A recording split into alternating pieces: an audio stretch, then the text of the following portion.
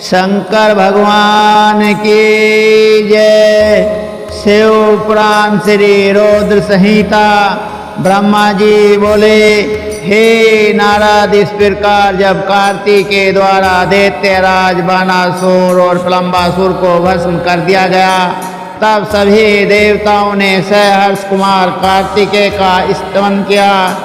देवता बोले, हे देव, हम राक्षस राज तारक का वध करने वाले को नमस्कार करते हैं।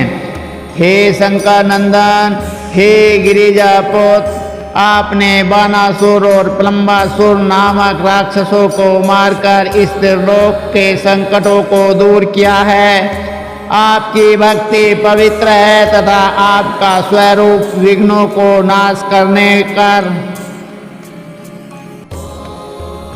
आपकी भक्ति पवित्र है तथा आपका स्वरूप विघ्नों का नाश कर अभय प्रदान करने वाला है। हम सब स्वच्छ मन से आपकी स्तुति करते हैं। आप हमारी इस स्तुति को स्वीकार करें। कुमार, हम आशा करते हैं कि आप इसी प्रकार सदैव हमारे कष्टों और संकटों को दूर करने के लिए हमारी सहायता करेंगे।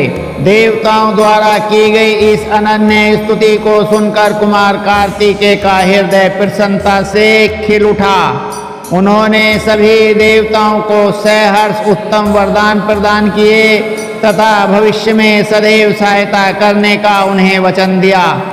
पर्वतों द्वारा की गई स्तुति से प्रसन्न होकर कार्तिकेय बोले, हे भूधरो, आप सदा से उत्तम और श्रेष्ठ हैं। आज से आप सभी साधु संतों और तपस्या में लीन रहने वाले साधकों द्वारा पूजनीय होंगे। पर्वतों में श्रेष्ठ मेरे नाना हिमालय इन ज्ञानियों और तपस्वियों के लिए फलदाता सिद्ध होंगे।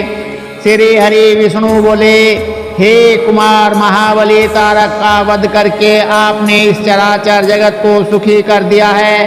अब आप अपना पुत्र होने का कर्तव्य भी निभाएं। अब आपको अपने माता पिता भगवान शिव और पार्वती की प्रसन्नता के लिए उनके पास कैलाश पर्वत पर जाना चाहिए। तत्पश्चात कुमार सभी देवताओं के साथ दिव्य विमान में बैठकर अपने माता पिता के पास कैलाश पर्वत की ओर चल दिए। वे सब आनंद ध्वनि करते हुए भगवान शिव के पास पहुँचे। विष्णु जी सहित सभी देवताओं ने त्रिलोकीनाथ भगवान शिव को प्रणाम किया, उनके स्तुति की। कुमार कार्तिकेय ने भी अपने माता पिता को सेवा भाव से प्रणाम किया। भगवान शिव ने प्रसन्नता से अपने पुत्र का मुंह चूम लिया और बहुत स्नेह किया। देवी पार्वती ने कुमार को अपनी गोद में बिठाकर खूब चूमा। यह देखकर सभी देवता आनंद में मग्न होकर शिव, पार्वती और कार्तिकेय की जय जयकार करने लगे। बोलो शिव, पार्वती और स्वामी कार्तिकेय की जय। तत्पश्चात सभी देवताओं सहित श्री हरि विष्णु और मैंने देवाधिदेव शिव जी से जाने की आज्ञा मांगी और अपने अपने लोक को चले गए। तब भगवान शिव अपनी प्राण प्रिया देवी पार्वती और पुत्र कार्तिकेय के साथ आनंद पूर्वक कैलाश पर निवास करने लगे।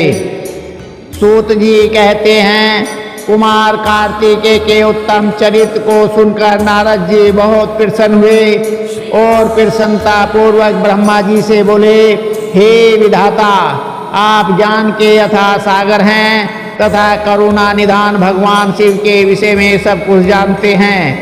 आपने शिव पुत्र स्वामी कार्तिकेय के अमृतमय चरित्र को सुनाकर मुझ पर बड़ी कृपा की है।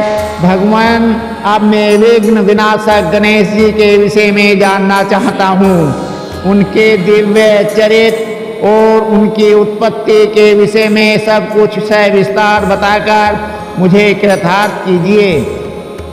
मुनि श्रेष्ठ नारद के यह उत्तम वचन सुनकर ब्रह्मा जी हर्षपूर्वक बोले, नारद, तुम गणेश उत्पत्ति की कथा सुनना चाहते हो, अतएव तुम्हारी प्रसन्नता के लिए मैं तुम्हें उनके जन्म के विषय में बताता हूँ।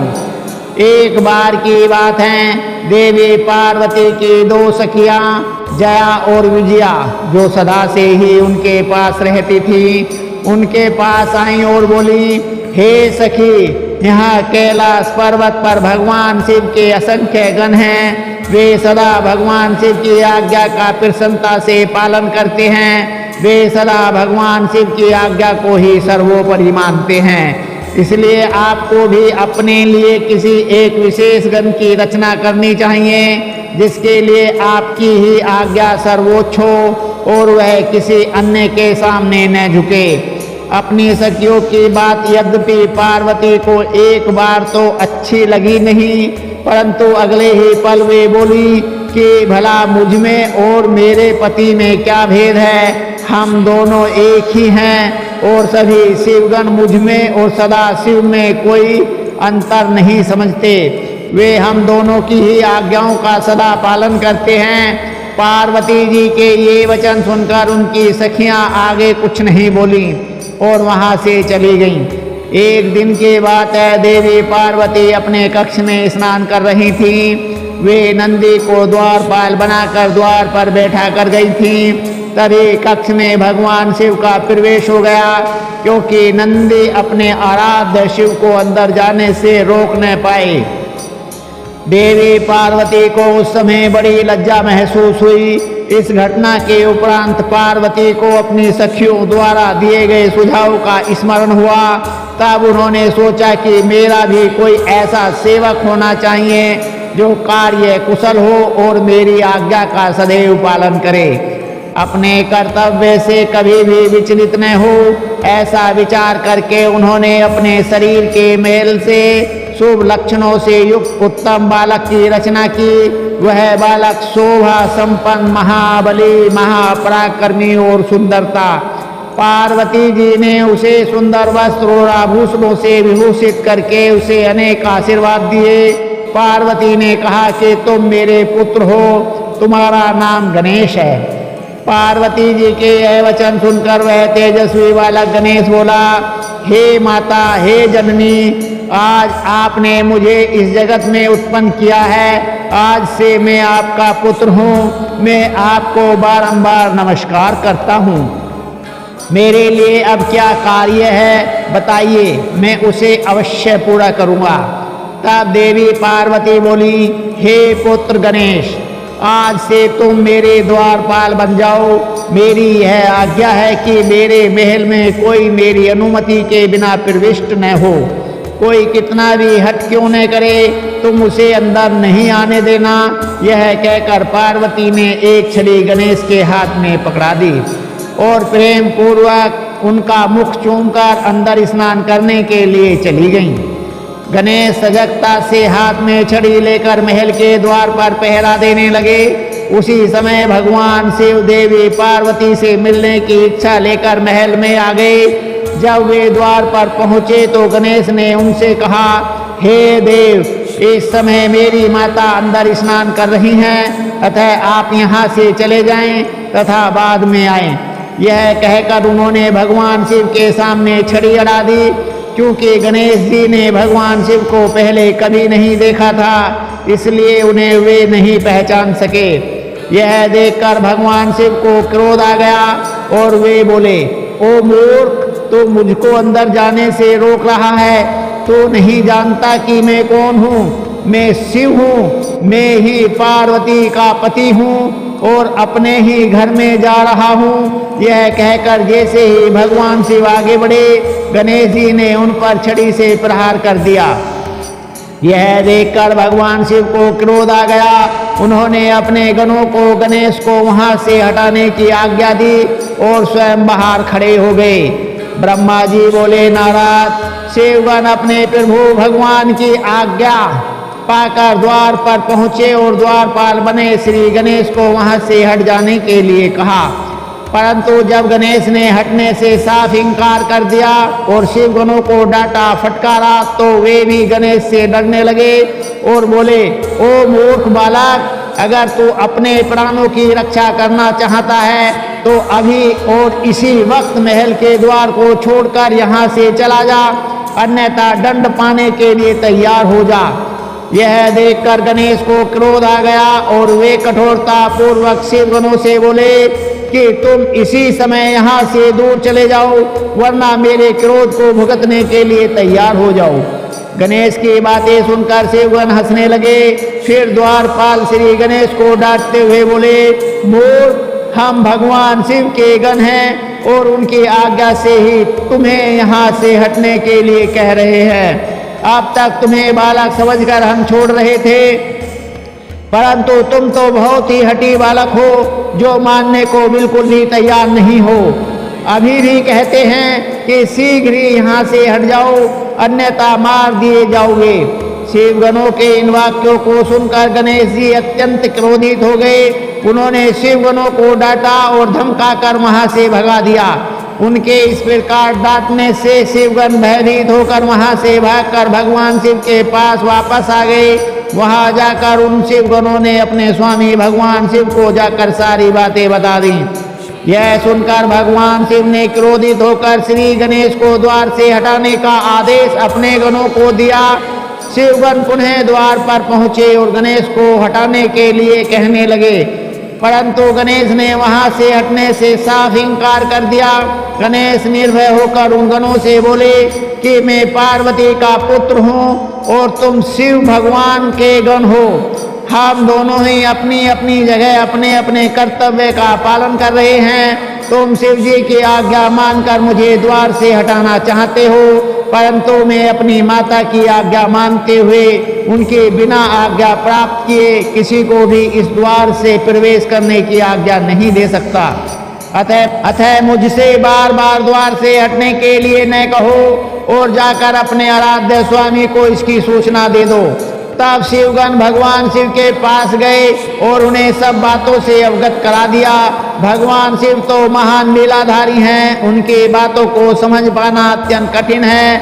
यह सुनकर उन्होंने अपने गणों से कहा कि वह छोटा सा बालक अकेला तुम्हें डरा रहा है और तुम इतनी अधिक संख्या में होकर भी उससे डर रहे हो। जाओ, जाकर उससे युद्ध करो और उसे बंदी बनाकर द्वार के सामने से हटाकर ही मेरे सामने आना। ब्रह्मा जी बोले, नारद, जब भगवान शिव ने इस प्रकार अपने गणों को आज्ञा दी कि वे द्वार पर खड़े उस गण को किसी भी प्रकार से हटा दें, तब शिवगण निर्भय होकर पुनः महल के द्वार पर आ खड़े हुए। उन्हें देखकर गणेश जी हंसने लगे और बोले कि तुम फिर से आ गए। तुम्हें मैंने अभी समझाया था कि मैं यहाँ से हटने वाला नहीं हूँ। मेरी माता पार्वती ने मुझे इसलिए ही उत्पन्न किया है ताकि मैं उनकी हर आज्ञा का पालन कर सकूं। मेरे लिए उनकी आज्ञा ही सर्वश्रेष्ठ है, उनकी अवज्ञा मेरे वश में नहीं है।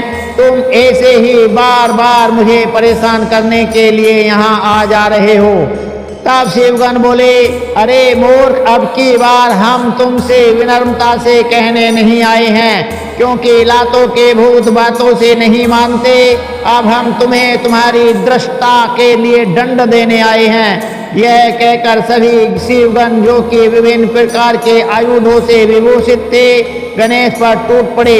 गणेश और शिवगणों में बहुत भयानक युद्ध होने लगा, परंतु गणेश के साहस और पराक्रम को देखकर सभी शिवगणों के होश उड़ गए। शिव जी का कोई भी गण गणेश को परास्त नहीं कर सका।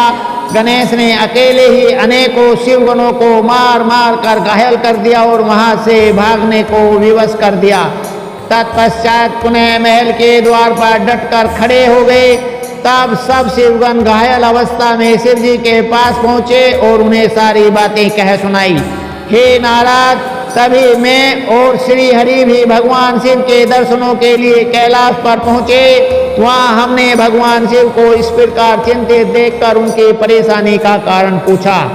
तब शिव जी ने कहा, हे विधाता, हे विष्णु, मेरे महल के द्वार पर एक बालक हाथ में छड़ी लेकर खड़ा है और वह मुझे महल के भीतर नहीं जाने दे रहा है, अतः मैं यहाँ खड़ा हूँ। उसने मेरे गणों को भी मार पीट कर वहाँ से भगा दिया है। ब्रह्मा जी, आप जाकर उस बालक को समझाइए। तब मैं भगवान शिव की आज्ञा से गणेश को समझाने के लिए गया। मुझे वहाँ आया देखकर गणेश जी का क्रोध और बढ़ गया। वे मुझे मारने के लिए दौड़े। उन्होंने मेरी दाढ़ें मूंछें नोच डाली और मेरे साथ गए गणों को प्रताड़ित करने लगे। यह देखकर मैं वहां से लौट आया। भगवान शिव को मैंने सारी घटना बता दी। यह सुनकर उन्हें बहुत क्रोध आया। तब शिव जी ने इंद्र सहित सभी देवताओं, भूतों, प्रेतों को गणेश जी को द्वार से हटाने के लिए भेजा, परंतु यह सब व्यर्थ हो गया। गणेश ने सबको मार पीट कर वहां से भगा दिया। उस छोटे से बालक ने देवताओं की विशाल सेना के छक्के छुड़ा कर रख दिए। जब इस बात की सूचना महादेव जी को मिली तो वे बहुत क्रोधित हुए और स्वयं ही गणेश को दंडित करने के लिए चल पड़े। ब्रह्मा जी बोले, हे मुनि श्रेष्ठ नारद, इस प्रकार जब सभी शिवगण, देवता और भूत प्रेत उस बालक द्वारा परास्त हो गए तो स्वयं भगवान से उस बालक को दंड देने के लिए चल दिए। वहां गणेश ने अपनी माता के चरणों का स्मरण करके भगवान शिव से युद्ध करना आरंभ किया। एक छोटे से बालक को इस प्रकार निर्भयता पूर्वक युद्ध करते देखकर भगवान शिव आश्चर्यचकित रह गए। इतना वीर, पराक्रमी और साहसी बालक देखकर शिव जी को एक पल अच्छा लगा, परंतु तभी अगले पल उन्हें उस बालक की धृष्टता का स्मरण हुआ। उस बालक ने उनके प्रिय भक्तों और गणों सहित देवराज इंद्र व मुझे भी प्रताड़ित किया। भगवान शिव क्रोध के वशीभूत होकर गणेश से युद्ध करने लगे। उन्होंने अपने हाथ में धनुष उठा लिया। भगवान शिव को इस प्रकार अपने निकट आते देखकर गणेश ने अपनी माता पार्वती का स्मरण करके भगवान शिव पर अपनी शक्ति से प्रहार कर दिया। गणेश के प्रहार से शिव जी के हाथ का धनुष टूटकर गिर गया। तब उन्होंने पिनाक उठा लिया, परंतु गणेश ने उसे भी गिरा दिया। यह देखकर शिव जी का क्रोध सातवें आसमान पर पहुंच गया। उन्होंने त्रिशूल उठा लिया। अब तो गणेश और त्रिलोकीनाथ भगवान शिव के बीच अत्यंत भयानक युद्ध छिड़ गया। भगवान शिव तो सर्वेश्वर हैं, सब देवताओं में श्रेष्ठ और लीलाधारी हैं। उनकी माया को समझ पाना हर किसी के वश की बात नहीं है। वे महान वीर और पराक्रमी हैं। उनकी शक्ति को ललकारना स्वयं अपनी मृत्यु को बुलावा देने जैसा है, परंतु गणेश भी यह न समझ सके। अपनी माता का आशीर्वाद पाकर गणेश ने अपने को अजय जानकर पूरे पराक्रम से युद्ध किया। दोनों में भीषण युद्ध चलता रहा। सभी देवताओं और शिवगणों के साथ में भी उनका यह युद्ध विस्मित होकर देखता रहा। जब गणेश किसी भी तरह से अपने हट से पीछे हटने को तैयार न हुए तो भगवान शिव के क्रोध की सारी सीमाएं टूट गईं और उन्होंने अपने त्रिशूल से श्री गणेश का सिर काट दिया। नारद जी बोले, हे ब्रह्मा जी, जब भगवान शिव ने क्रोधित होकर देवी पार्वती के प्रिय पुत्र गणेश का सिर काट दिया तब फिर क्या हुआ? जब देवी पार्वती को गणेश की मृत्यु की सूचना मिली तो उन्होंने क्या किया? भगवान मुझ पर कृपया कर मुझे आगे के वृतांत के बारे में बताइए। नारद जी के इस प्रकार प्रश्न करने पर ब्रह्मा जी मुस्कुराए और बोले, नारद, जैसे ही भगवान शिव ने क्रोधवश उस बालक का सिर काटकर उसे मौत के घाट उतारा, वैसे ही वहां खड़े सभी शिवगणों की प्रसन्नता देखते ही बनती थी। उन सभी ने खुश होकर गाजे बाजे बजाए और वहां बहुत बड़ा उत्सव होने लगा। सब मस्त होकर नाचने लगे। भगवान शिव की चारों ओर जय जयकार होने लगी। दूसरी ओर जब पार्वती स्नान कर चुकी तो उन्होंने अपनी सखी को बाहर भेजा कि वह गणेश को अंदर बुला लें, और जब वह बाहर गई तो उसने वहां का जो हाल देखा उसे देखकर भयभीत हो गई। गणेश का सिर कटा हुआ अलग पड़ा था और धड़ अलग। सब देवता और शिवगण प्रसन्न होकर नृत्य कर रहे थे। यह दृश्य देखकर पार्वती की वह सखी भागी भागी भीतर गई और जाकर पार्वती को इन सब बातों से अवगत कराया। अपने पुत्र गणेश की मृत्यु का समाचार पाते ही देवी पार्वती अत्यंत क्रोधित हो गई। उन्होंने रोना आरंभ कर दिया। रोते बिलखते हुए कहती, हाय, मैं क्या करूं, कहाँ जाऊं? मैं तो अपने पुत्र की रक्षा भी न कर सकी। सब देवताओं और शिवगणों ने मिलकर मेरे प्यारे पुत्र को मौत के घाट उतार दिया। अब मैं भी अपने पुत्र का संहार करने वालों का विनाश करके रहूंगी। मैं प्रलय मचा दूंगी। यह कहकर उन्होंने 100,000 शक्तियों की रचना कर दी और देखते ही देखते वहां मां जगदम्बा की विशाल सेना इकट्ठी हो गई। वे शक्तियां प्रकट होते ही हाथ जोड़कर पार्वती को प्रणाम करते हुए बोली, हे माता, हे देवी, हम सबको इस प्रकार प्रकट करने का क्या कारण है? हमें आज्ञा दीजिए कि हम क्या करें। तब क्रोध से तमाती देवी पार्वती बोली, तुम सब जाकर मेरे पुत्र का वध करने वालों का नाश कर दो। तुम देव सेना में प्रलय मचा दो। आज्ञा पाते ही देवी पार्वती की वह शक्तिशाली सेना वहां से चली गई। बाहर जाकर उसने देवताओं और शिवगणों पर आक्रमण कर दिया। वे क्रोधित देवियां किन्हीं भी देवताओं को पकड़ पकड़ कर अपने मुंह में डाल देती तो किसी पर अस्त्र शस्त्र का प्रहार करती। इस प्रकार उन्होंने वहां बहुत आतंक मचाया। वहां चारों ओर तबाही तबाही मच गई। लोग अपनी जान बचाने के लिए जहां तहां भागने लगे। यह नजारा देखकर भगवान शिव, मैं और श्री हरि विष्णु बहुत चिंतित हुए। हमने सोचा कि अगर इन देवीय शक्तियों को न रोका गया तो पल भर में ही देवताओं की समाप्ति हो जाएगी, इस धरा पर प्रलय आ जाएगी। सब सोचने लगे कि इस विनाश लीला को कैसे रोका जा सकता है। नारद जी उसी समय तुम आकर कहने लगे कि इस संहार को देवी पार्वती ही रोक सकती हैं। इसके लिए आवश्यक है कि उनकी स्तुति करके उन्हें प्रसन्न किया जाए और किसी भी तरह उनके क्रोध को शांत किया जाए। सभी देवताओं को तुम्हारा यह विचार बहुत पसंद आया, परंतु देवी पार्वती के गुस्से से सभी घबरा रहे थे। उनके सामने जाने का साहस किसी में नहीं था। सबने तुम्हें आगे कर दिया। हम सब महल के भीतर पार्वती के पास गए। सब देवता मिलकर देवी की स्तुति करने लगे और बोले, हे जगदम्बे, हे चंडिके, हम सब आपको प्रणाम करते हैं। आप आदि शक्ति हैं, आप परम शक्तिशाली हैं। आपने इस जगत की रचना की है, आप ही प्रकृति हैं। आप प्रसन्न होने पर मनोवांछित फलों को देती हैं, जबकि क्रोधित होने पर सब कुछ छीन लेती हैं। हे देवी, हम सब अपने अपराध के लिए आपसे क्षमा याचना करते हैं। हम सब के अपराध को क्षमा कर दो और अपने क्रोध को शांत करो। हे महामाई, हम तुम्हारे चरणों में अपना शीश झुकाते हैं। हे माता, हम पर अपनी कृपा दृष्टि करो। हे परमेश्वरी, सब कुछ भूलकर प्रसन्न हो जाओ और भयानक रक्तपात को रोक दो। इस प्रकार देवताओं की स्तुति सुनकर देवी चुप रही। कुछ समय सोचकर बोली, हे देवताओं, वैसे तो तुम्हारा अपराध सर्वथा क्षम्य है, फिर भी तुम्हारी क्षमा याचना को मैं सिर्फ एक शर्त पर स्वीकार कर सकती हूँ। यदि मेरा पुत्र गणेश पहले की भांति जीवित हो जाए तो मैं तुम सबको क्षमा कर दूंगी। यह सुनकर सब देवता चुप हो गए, क्योंकि यह तो असंभव कार्य था। फिर सभी देवता हाथ जोड़कर करुण अवस्था में भगवान शिव के सामने खड़े हो गए और बोले, भगवान, अब आप ही हमारी रक्षा कर सकते हैं। जिस प्रकार आपने गणेश का सिर काटकर उसे मारा है, उसी प्रकार आप उसे जीवित कर दीजिए। देवताओं की प्रार्थना सुनकर भगवान शिव बोले कि देवताओं, तुम परेशान मत हो, मैं वही कार्य करूँगा जिससे तुम्हारा मंगल हो। भगवान शिव ने देवताओं को आदेश दिया कि उत्तर दिशा में जाएं और जो भी पहला प्राणी मिले उसका सिर काट कर ले आएं। तब उसका सिर हम गणेश के धड़ में जोड़कर उसे जीवित कर देंगे। देवता उत्तर दिशा की ओर चल दिए। वहां सर्वप्रथम उन्हें एक दांत वाला हाथी मिला। वे उसका सिर काट कर ले आए।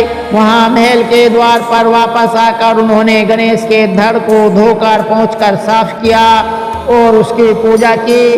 तब उसमें हाथी का सिर लगा दिया। तत्पश्चात श्री हरि विष्णु ने भगवान शिव के चरणों का ध्यान करते हुए मंत्रों से अभिमंत्रित जल गणेश के मृत शरीर पर छिड़का। जल के छींटे पड़ते ही भगवान शिव की कृपा से वह बालक ऐसे उठ खड़ा हुआ जैसे अभी अभी नींद से जागा हो। वह बालक अब हाथी का मुख लग जाने से गजमुखी हो गया था, परंतु फिर भी बहुत सुंदर और दिव्य लग रहा था। रक्तवर्ण का वह बालक अद्भुत शोभा से आलोकित हो रहा था। जब भगवान शिव की कृपा से पार्वती पुत्र गणेश जीवित हो गया तो सभी देवता शिवगण अत्यंत प्रसन्न होकर नृत्य करने लगे। उनका सारा दुख पल भर में ही दूर हो गया। देवी पार्वती अपने प्रिय पुत्र गणेश को जीवित देखकर बहुत प्रसन्न हुई, उनका क्रोध भी शांत हो गया। नारद जी बोले, हे विधाता, जब भगवान शिव की कृपा से पार्वती पुत्र गणेश पुनः जीवित हो गए तब वहां क्या हुआ? जीवित होकर उन्होंने क्या कहा? नारद जी का यह प्रश्न सुनकर ब्रह्मा जी बोले, हे नारद, जब श्री हरि विष्णु ने हाथी का मस्तक गणेश के धड़ से जोड़कर उसे जीवित कर दिया, तब यह देखकर देवी पार्वती बहुत प्रसन्न हुई। उन्होंने गणेश को बाहों में भरकर गले से लगा लिया और उसे चूमने लगी। फिर उन्होंने गणेश को सुंदर व मनोहर वस्त्रों एवं रत्न जड़ित आभूषणों से सजाया। अनेक सिद्धियों एवं मंत्रों से विधि पूर्वक अपने पुत्र का पूजन करने के बाद कल्याणमयी पार्वती ने गणेश के सिर पर हाथ रखकर वरदान देते हुए कहा, ए मेरे प्यारे पुत्र गणेश, तुझे तेरी माता की आज्ञा से बहुत कष्ट सहना पड़ा, परंतु आज के बाद तुझे कभी भी किसी भी प्रकार का कोई कष्ट नहीं होगा। सभी देवता तुझे पूजेंगे। पुत्र, तुम्हारे मस्तक पर सिंदूरी रंग की आभा है, इसलिए तुम्हारा पूजन सदैव सिंदूर से किया जाएगा। जो भी सिद्धियां और अभीष्ट फलों को प्राप्त करने के लिए तुम्हारा पूजन सिंदूर से करेगा, उसके काम में आने वाली सभी बाधाएं और विघ्न दूर हो जाएंगे। इस प्रकार जब देवी पार्वती ने गणेश पर अपने आशीर्वादों की कृपा की, तब भगवान शिव भी प्रसन्नता पूर्वक गणेश के सिर पर हाथ फेरने लगे। माता पार्वती ने प्रसन्नता पूर्वक पहले भगवान शिव को देखा, फिर श्री गणेश को संबोधित करती हुई बोली, पुत्र, ये ही तुम्हारे पिता भगवान शिव हैं। तब गणेश जी तुरंत उठ खड़े हुए और भगवान शिव के चरणों पर गिरकर अपने अपराध की क्षमा मांगने लगे। गणेश ने कहा, हे पिताजी, मैं अज्ञानतावश आपको पहचान नहीं सका, इसी कारण मैंने आपको घर के भीतर नहीं जाने दिया था। हे प्रभु, आप मेरी इस मूर्खता को कृपया करके क्षमा कर दें। अपने पुत्र गणेश को इस प्रकार क्षमा याचना करते देखकर भगवान शिव ने प्रसन्नता पूर्वक उन्हें क्षमा कर दिया। तब मैं, विष्णु जी और शिव जी त्रिदेवों ने कहा, जिस प्रकार इस संसार में हम तीनों की पूजा होती है, उसी प्रकार गणेश भी सभी के द्वारा पूज्य होंगे। किसी भी मांगलिक कार्यों में सर्वप्रथम गणेश का पूजन किया जाएगा, तत्पश्चात हम सबका। यदि ऐसा नहीं किया गया तो पूजा सफल नहीं मानी जाएगी तथा पूजा का फल भी नहीं मिलेगा। तब शिव जी ने सभी मांगलिक पूजन वस्तुएं मंगाकर गणेश का पूजन किया। उसके बाद मैंने, विष्णु जी ने, पार्वती और अन्य देवताओं ने भी उनके विधि विधान से पूजा की। उसके उपरांत सभी देवताओं ने उन्हें यथा योग्य वरदान प्रदान किए। उसी दिन से गणेश जी को अग्र पूजा का आशीर्वाद मिला।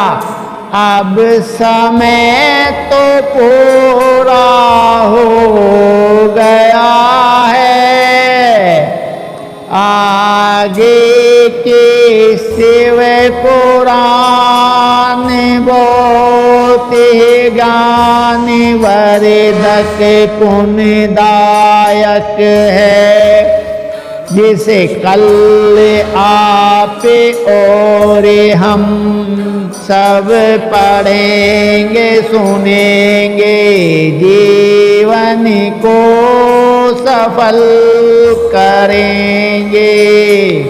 बोलो गणेश बाबा की जय, भोले बाबा की जय, शिव शंकर की जय।